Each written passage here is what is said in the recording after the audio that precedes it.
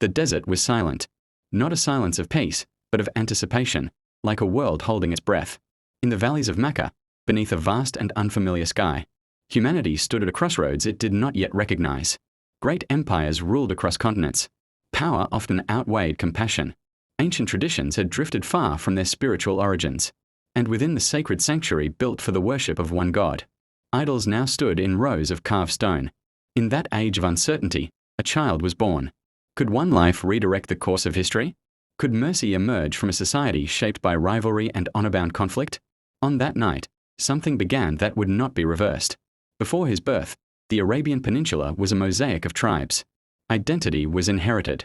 Loyalty was defined by kinship. Justice was often measured through retaliation rather than reconciliation. Later, the Qur'an would describe this condition as standing on the edge of a precipice and being saved from it. Mecca was a thriving crossroads of trade. Caravans carried goods and ideas between distant civilizations. Yet material success did not answer deeper spiritual questions. The Kaaba, originally raised as a sanctuary of monotheism by Ibrahim and his son Ismail, had gradually become surrounded by hundreds of idols. Social protections were uneven. The vulnerable were easily overlooked. Generosity existed, but so did excess. Tribal pride was often valued more than universal moral responsibility. Still, even in that environment, there were individuals searching for something purer. Jewish and Christian communities spoke of a coming prophet. A small number of seekers, known as Hanifs, rejected idol worship and looked back to the faith of Ibrahim. Then came the year of the elephant, remembered for an attempted march on Mecca that unexpectedly failed. In that same year, Muhammad ibn Abdullah was born. He entered the world already marked by loss. His father had passed away before his birth, and his mother would die during his childhood. He grew up knowing vulnerability before he knew leadership, dependence before authority. Early traditions describe signs that accompanied his birth. Reports preserved in classical sources that spoke of change and symbolism. Scholars have long discussed their meanings and authenticity, but the Qur'an would later summarize his role with clarity. He was sent as a mercy to the world. Mercy, in a time that deeply needed it. Was customary. He spent part of his early childhood among Bedouin families of the desert, where language was pure and life was close to nature. His foster mother, Halima, would later recall the sense of blessing she experienced during those years.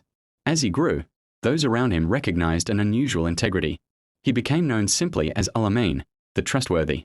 Even those who would later disagree with him continued to rely on his honesty. He married Khadijah, a respected merchant known for her wisdom and strength of character. Their partnership was marked by mutual respect, loyalty, and calm stability. She would become the first to believe in his message. Then came the solitude of the Cave of Hira. Above the city, away from commerce and conflict, he spent long periods in reflection. He was troubled by the moral direction of his society, yet searching for clarity rather than escape. There, the first revelation came. A command, read. He answered that he was not learned. The command came again and again, until words were placed upon his heart. Verses that would become the opening of a message that transformed history. The beginning of his mission was not political. It was moral. For 13 years in Mecca, he called people to a simple declaration, that there is one God, worthy of worship alone. This message challenged social assumptions, economic interests tied to idol worship, and hierarchies built purely on lineage. Opposition followed. Early believers endured hardship and exclusion, yet their conviction deepened. The message they carried emphasized patience, dignity, and unwavering faith. What sustained them was not spectacle, but meaning. The Qur'an itself, its language, structure, and ideas, became the central sign, engaging a society that prized eloquence and memory. Accounts from companions also describe moments they experienced as extraordinary, events they understood as reassurance during difficulty. But these were never presented as displays of power. They pointed back to faith, responsibility, and trust in God. The true force of change was character. He declined offers of status in exchange for silence. When rejected by communities, he responded with hope rather than resentment. Again and again, mercy defined his choices. Then came the night journey, a profound spiritual event in which he was taken from Mecca to Jerusalem and, from there, through the heavens. In this experience, prayer was established as a central act of worship, an anchor repeated daily, linking the believer directly to the Creator. Soon after, migration to Medina reshaped the future. What had been a small, persecuted group became a community. Bonds of brotherhood were formed across tribal lines.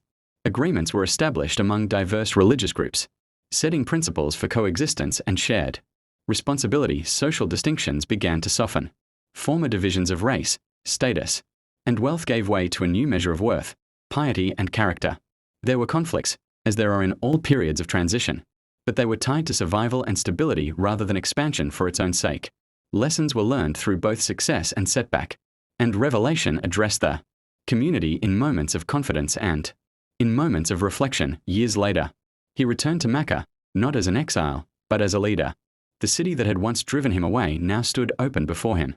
Instead of retribution, he offered forgiveness.